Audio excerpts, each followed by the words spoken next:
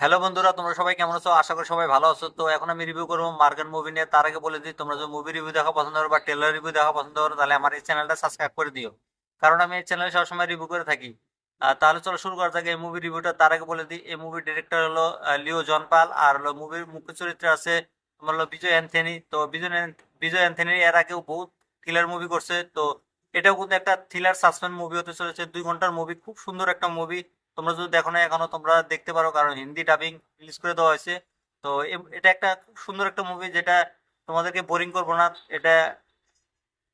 তাহলে চলো শুরু করা যায় মুভির কাহিনীটার বিষয়। তো এই মুভিটা আমি দেখছি, দেখে আমার মাথা নষ্ট হয়ে গেছে ভাই। এরকম ধরনের থ্রিলার মুভি এটা, আমি এরকম মুভি জীবনও দেখিনি গে।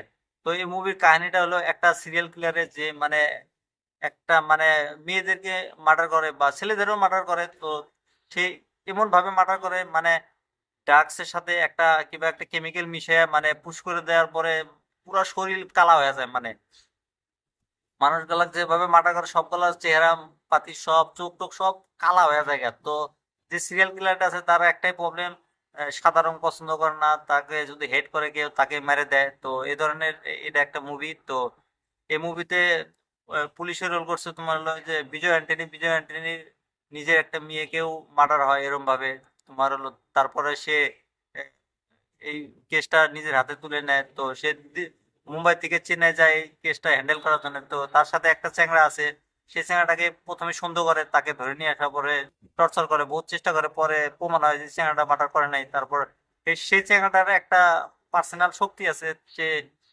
মানে আহ, নদীতে মানে সুইমিং পুলে ঝাঁপ দেওয়ার পরে সে একটা ধ্যান করে দিশা পায় যে মার্ডার কি করতেছে না করতেছে। সে এগুলা জানার পরে পুলিশকে এগুলো ইনফরমেশন দেয়। তো এটা একটা সাসপেন্স থ্রিলার মুভি, যেটা তোমাদের খুব ভালো লাগবে। তোমরা যদি এই মুভিটা এখনো দেখো না, তোমরা যদি দেখো, এই মুভিটার সম্পূর্ণ কাহিনীটা বললে তোমাদের স্পয়লার হয়ে যাবো, পরে ঝামেলা হয়ে যাবো। তো তোমরা মুভিটা দেখে নিয়ে মজা নাও, সেটাই চাই। তো এই রিভিউটা তোমাদের কাছে কেমন লাগছে তোমরা আমাকে কমেন্ট করে দিও। আর এরকম রিভিউ দেখার জন্য আমার এই চ্যানেলটা সাবস্ক্রাইব করে দিতে পারো।